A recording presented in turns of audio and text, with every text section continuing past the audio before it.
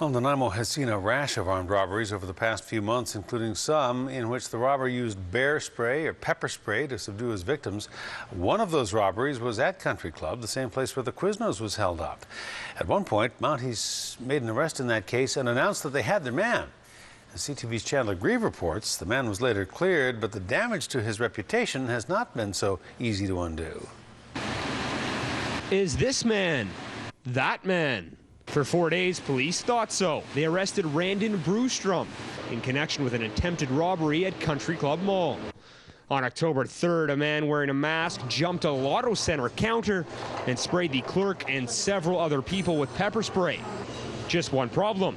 We're not at Country Club Mall the day it happened? No, I barely shop at Country Club Mall. But police received an anonymous tip that Randon was responsible for the crime. They arrested him and kept him in jail for 4 days while they looked over evidence.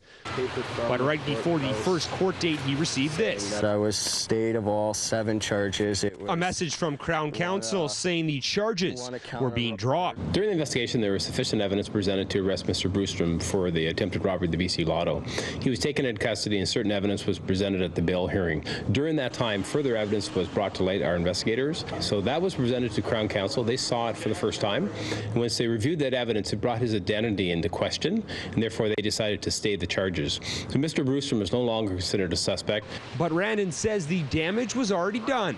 I've been at eating dinner and stuff, and I've had someone comment like, "Oh, are you that person?" and stuff. Randon was arrested at this apartment complex off Jingle Pot Road a few days after the incident happened. An anonymous tip led police here, and he doesn't know who would have made that tip. He also doesn't know who would have placed him at Country Club Mall the day the incident happened. And I had my son the whole day. I think my ex went out and grocery shopping and stuff, and I had the kid the whole day. Since the incident, Randon has run into some difficult times.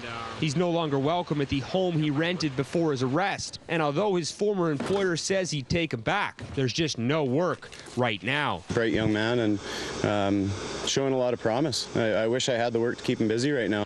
And even though he feels his name is tarnished around town, he still hopes police get the right guy. I hope they get the guy. I really do. It's kind of sucks for what happened to these people and everything. Any hard feelings? Towards the way they treated me and being wrongfully accused, yeah. Randon says all he wants now is his reputation back. He has a son to raise and wants to provide for him. So he'll keep pounding the pavement with his new girlfriend until he finds an employer willing to give him a chance. Chandler Grieve, CTV News, Nanaimo.